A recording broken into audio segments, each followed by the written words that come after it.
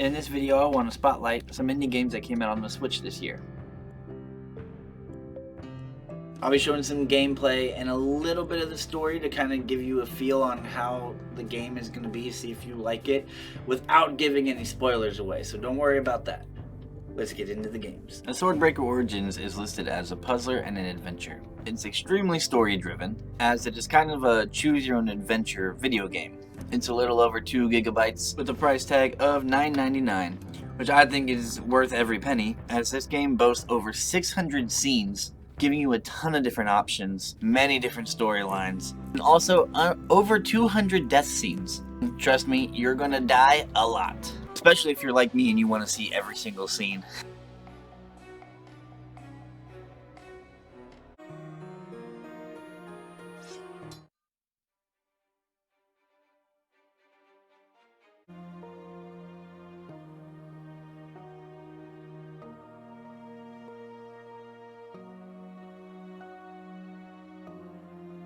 A Swordbreaker, the mysterious adventurer that one day shaped the fate of the abandoned castle. But how? Did he save the princess? Did he become the Dark Lord? Or has he stolen the Lord's gem? What do we know about the Swordbreaker at all? Who is he? And how did he get his nickname? This story will tell you about the time when a naive boy wasn't the Swordbreaker yet, and he would have to face his fate at a young age. And who knows if he become that same man known for his adventures in the castle, or if totally different ones awaits him. It all began in his home village of Sunny Hills, where he spent his childhood days.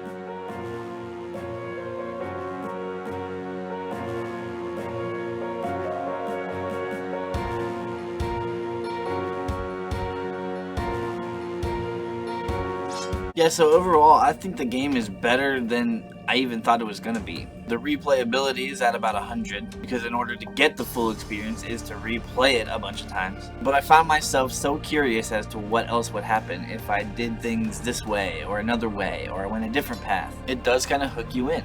So if you're into story games, this has a lot of it. It's amazing how much stuff the main character runs into.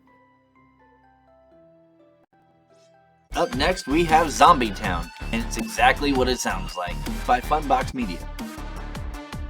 This is a one-player shooting arcade game with the price tag of $7.99, and it's also less than 200 megabytes, so that's great for the old SD card.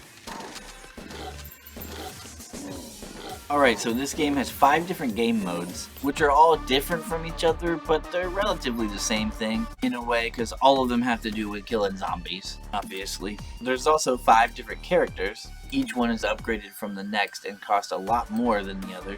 Also with 5 different weapons that you can purchase and upgrade. You'll also be able to upgrade each character, their speed, their strength, all of that.